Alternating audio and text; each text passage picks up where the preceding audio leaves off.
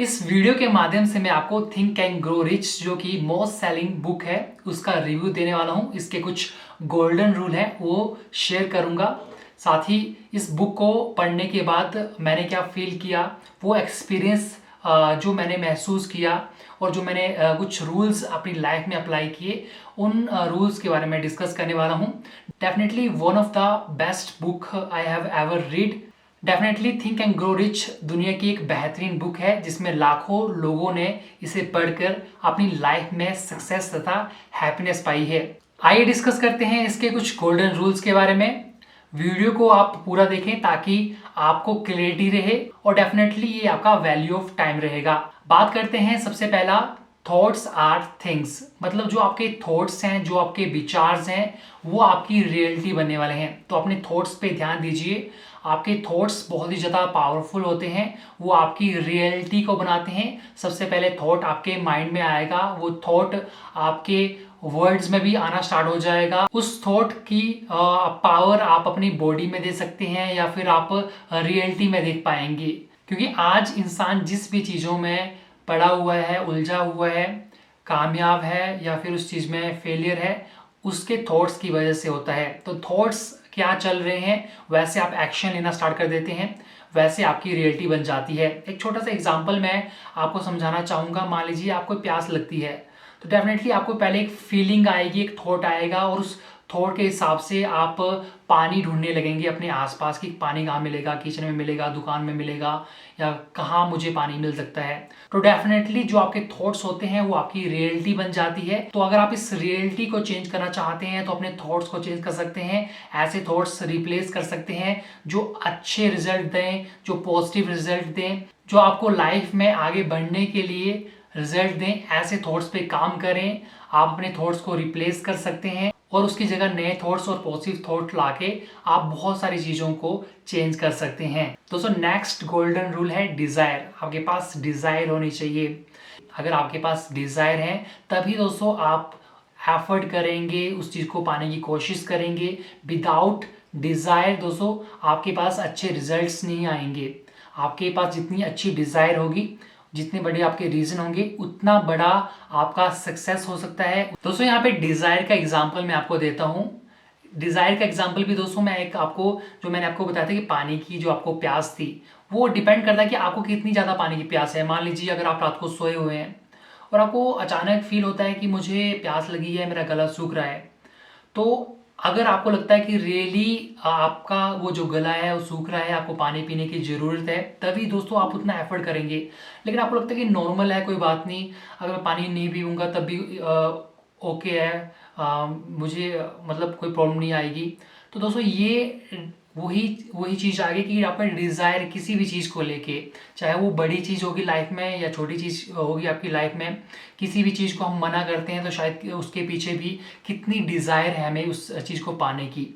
चाहे वो उस डिज़ायर को आप किसी भी फील्ड से रिलेट कर सकते हैं कि उसको कितना आप हासिल करना चाहते हैं, किसी भी फील्ड में आप उसे रिलेट कर सकते हैं। नेक्स्ट दोस्तों जो सबसे बड़ा बिगर रोल प्ले करता है, जब आपके पास थॉट्स सही हो जाते हैं, जब आपके पास एक डिज़ायर होती है दोस्तों, उस समय जब उस जर्नी को आप ट्रैवल कर रहे होते हैं तो सबसे इम्पोर्टेंट होता है फेथ दोस्तों। क्योंकि बहुत सारे लोगों का फेथ डगमगाने लगता है। दोस्तों यहाँ पे फेथ बहुत रखना बहुत ज़्यादा जरूरी है, क्योंकि फेथ एक फ्यूल की तरह है, बूस्ट की तरह है। तो दोस्तों जो भी आप हासिल करना चाहते हैं उसे आप हासिल कर सकते हैं। दोस्तों आपको फेथ रखना पड़ेगा, प्रोसेस में फेथ रखना पड़ेगा। और दोस्तों डेफिनेटली जितना बड़ा आपका विश्वास रहेगा, जितना अच्छा आपका विश्वास होगा उस काम के प्रति, उतना दोस्तों आपको कम फियर रहेगा, उतना दोस्तों वो चीज़ आपको आसान लगने लगेगी। दोस्तों फेथ के बाद जो सबसे इंपॉर्टेंट फैक्टर प्ले होता है वो होता है ऑटो सजेशन। मतलब हम अपने आप को ऑटो सजेस्ट करते हैं। मान लीजिए कि हमें सुबह उठना भी है तो हम ऑटो सजेस्ट करते हैं कि उठना है, काम है, रीज़न है, या फिर कोई भी काम करना है तो ऑटो सजेस्ट करते हैं। या फिर कई बार हम जिस काम को नहीं करना चाहते तो कहीं ना कहीं हमारे माइंड में चल रहा होता है कि ये काम नहीं करना है। तो डेफिनेटली अपने माइंड को आप ऑटो सजेस्ट कीजिए। ये एक मशीन की तरह है, एक गाड़ी की तरह है, जिस डायरेक्शन आप घुमाना चाहोगे उस डायरेक्शन ये गाड़ी घूम जाएगी।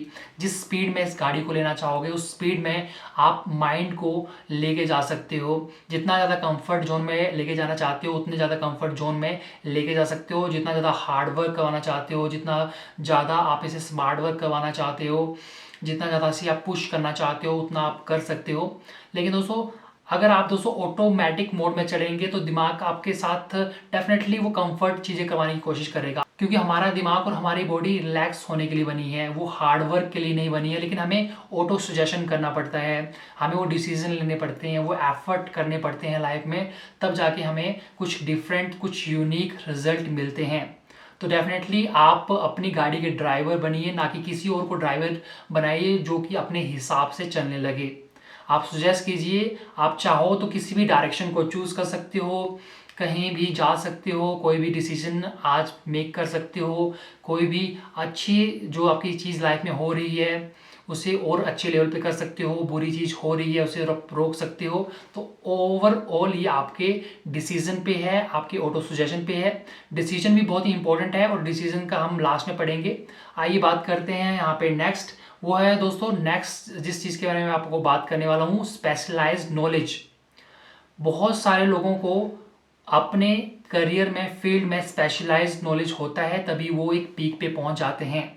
क्या डिफरेंसेस क्रिएट करता है? हमारी ह्यूमन बॉडी बिल्कुल सेम है, हमारे थॉट्स बिल्कुल सेम है, लेकिन जिस भी इंसान को जिस फील्ड में स्पेशलाइज्ड नॉलेज है, किसी पर्सन को स्पोर्ट्स में स्पेशलाइज्ड नॉलेज है, या फिर बिजनेस में है, या फिर नॉलेज में है, या फिर किसी भी अदर फील्ड में है, एक्टिंग में है, या फिर कोई भी डिफरेंट डिफरेंट स्किल्स हैं, जितना ज़्यादा उसके पास नॉलेज होगा उतना ज़्यादा वो उस चीज़ को बेहतर कर पाएगा। तो आपके पास स्पेशलाइज्ड नॉलेज होना चाहिए। आप देखिए कि ये कौन सा आपका एरिया है, कौन सा आपका जोन है जहाँ पे आपके पास नॉलेज होगा, तो आप एक डिफरेंस क्रिएट कर सकते हैं। तो उस नॉलेज पे, उस एरिया पे आप वर्क कीजिए, आपकी लाइफ में बहुत बड़ा चेंज आपको देखने को मिलेगा।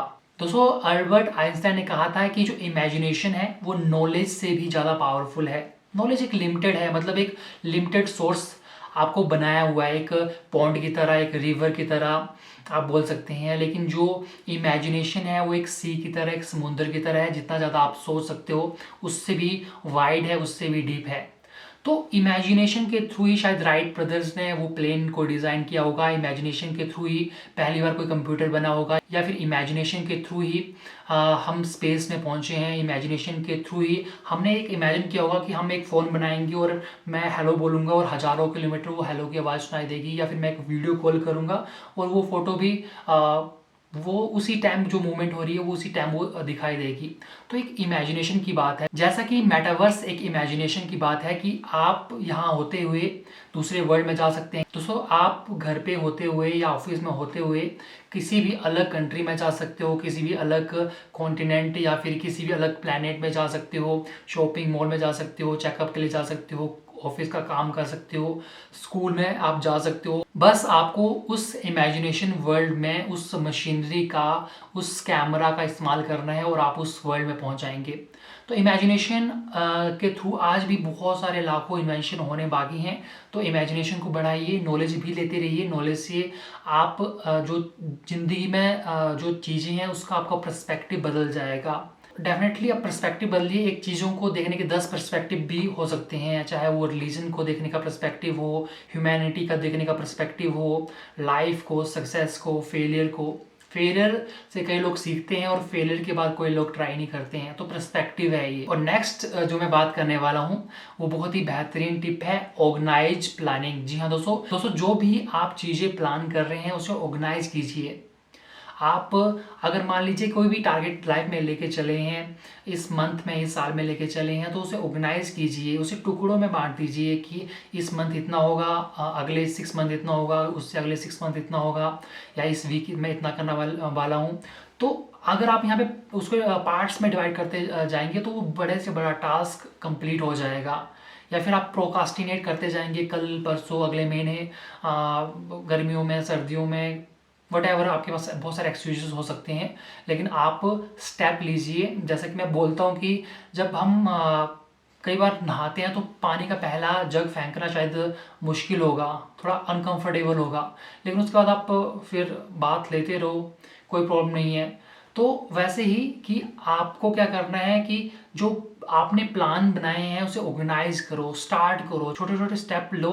एक बहुत ही अच्छी जो मैंने टिप पढ़ी थी, आई थिंक रिसेंट जो मैंने बुक पढ़ी थी उसमें लिखा था कि आप बड़ा काम करना चाहते हैं तो अभी कीजिए, एक छोटी सी एक शुरुआत कीजिए, छोटी सी शुरुआत आपको बहुत आगे लेके जाएगी। दोस्तों डिसीजन के बारे में मैंने पहले भी बता दिया था, तो डिसीजन बहुत ज़्यादा इंपॉर्टेंट होते हैं क्योंकि जो भी डिसीजन आज अभी ले रहे हैं, चाहे वो आप हेल्थ को लेके ले रहे हैं, बिजनेस को लेके ले रहे हैं, पर्सनल लाइफ को लेके ले रहे हैं, या फिर दोस्तों आप किसी भी चीज़ को लेके डिसीजन ले रहे हैं, तो वो डिसीजन आपकी लाइफ में बहुत ज़्यादा इम्पैक्ट करते हैं डेफिनेटली। चाहे वो आप दिन में एक छोटे छोटे डिसीजन ले रहे हैं, बड़े डिसीजन ले रहे हैं, तो वो आपकी लाइफ की डायरेक्शन ही चेंज कर देंगे। तो ऐसे डिसीजन लीजिए जो आपकी ग्रोथ में, सक्सेस में, हैप्पीनेस में, है ना, लाइफस्टाइल में चेंजेस लाए। तो ऐसे डिसीजन लीजिए। दोस्तों इससे भी पावरफुल चीज़ जो मैंने सीखी है इन सालों में, और दोस्तों थिंक एंड ग्रो रिच में भी बहुत ही अच्छे तरीके से समझाई गई है, वो है दोस्तों परसिस्टेंस। मतलब लगातार किसी भी काम को करते रहना, लगातार किसी भी काम को करते रहेंगे तो उसमें आपको बहुत अच्छे रिजल्ट देखने को मिलेंगे।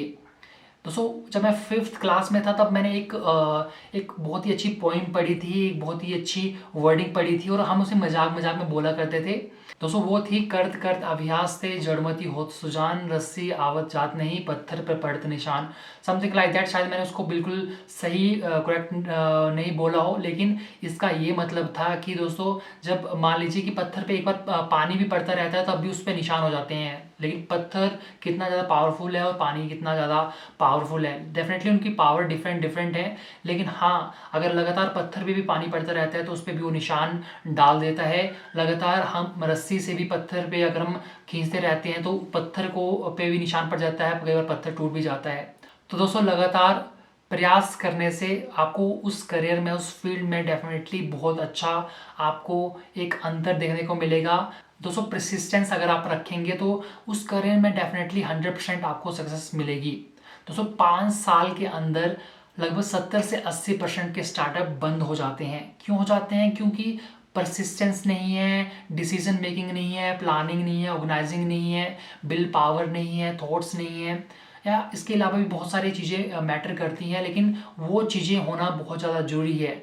अगर आप किसी भी चीज़ में 5 साल तक लगातार काम करते हैं तो उसमें आप नेशनल एक्सपर्ट बन जाते हैं। उस चीज़ में दोस्तों आप एक्सपर्ट बन जाएंगे, ज़्यादा कर पाएंगे, उस फील्ड के बारे में आपके पास ज़्यादा नॉलेज होगा, उस फील्ड में आपके पास ज़्यादा सक्सेस होगी।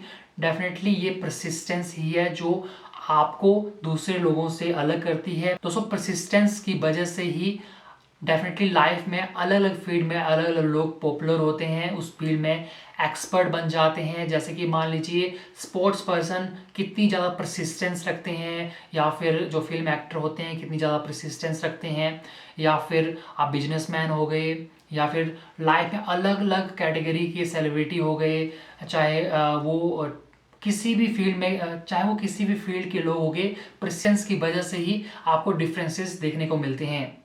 आज के टाइम पे आपसे ज़्यादा कोई कामयाब है या फिर आपके किसी भी फील्ड या करियर में आगे है तो डेफिनेटली उसने शायद ज़्यादा टाइम दिया होगा, ज़्यादा कोशिश की होगी, ज़्यादा परसिस्टेंस दिखाई होगी।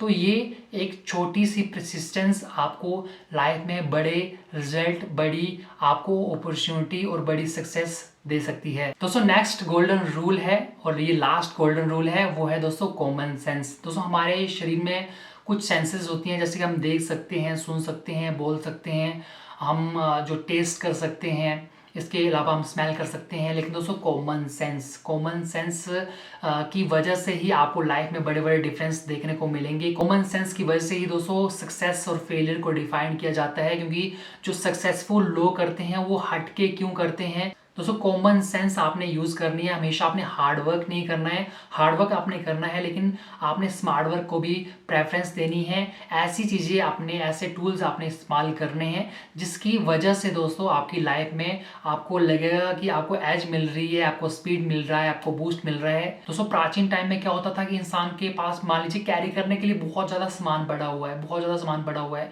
तो उनके पास कोई भी गाड़ी नहीं होती थी, व्हीकल नहीं होता था। तो उन्होंने एक सेंस क्रिएट की कि हम एक टायर बनाएंगे, 2 साइड गोल से टायर बनाएंगे, उसमें लकड़ी फंसाएंगे, ऊपर व्हील लकड़ी रखेंगे और उस पर हम सामान ला के हम क्या कर सकते हैं, हम जो अपना जो 10 लोग उठाते थे वो सिर्फ एक गाड़ी उठा लेगी। तो उसके बाद अपग्रेड हुआ, वो उन्होंने जानवरों को उन्होंने इंक्लूड किया, उन्हें पालतू बनाया और उनसे उन्होंने बोझा जो ढुलवाना स्टार्ट किया। इसके अलावा फिर उन्होंने किया कि इसके अलावा क्या वो आगे अपग्रेडेशन कर सकते हैं। तो उन्होंने उसके बाद गाड़ी को इन्वेंट किया और गाड़ी के थ्रू और ज़्यादा काम आसान हो गया। तो डेफिनेटली आप देखिए कि वो हार्डवर्क ही आपको नहीं करना है उस चीज़ को हासिल करने के लिए, वहाँ जिस भी फील्ड में आप पहुंचना चाहते हैं, कामयाब होना चाहते हैं, लेकिन उसके अलावा आप वो चीज़ पे फोकस करेंगे जिसकी वजह से आपको आपका रास्ता और आसान हो जाएगा।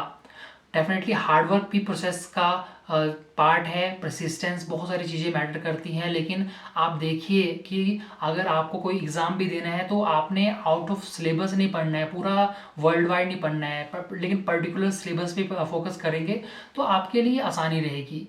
तो अपने कॉमन सेंसेस का यूज़ करना है। आप जिस भी फील्ड में हैं, जिस भी फील्ड से आप संबंध रखते हैं, तो आप देखिए कि उसमें कौन सी आप कॉमन सेंस का यूज़ कर सकते हैं जिससे आपको आपकी लाइफ में एज मिलेगी, आसानी मिलेगी और आपको कामयाबी का आपको एक झलक, एक रास्ता मिल जाएगा। तो आप इस चीज़ को फील कर सकते हैं।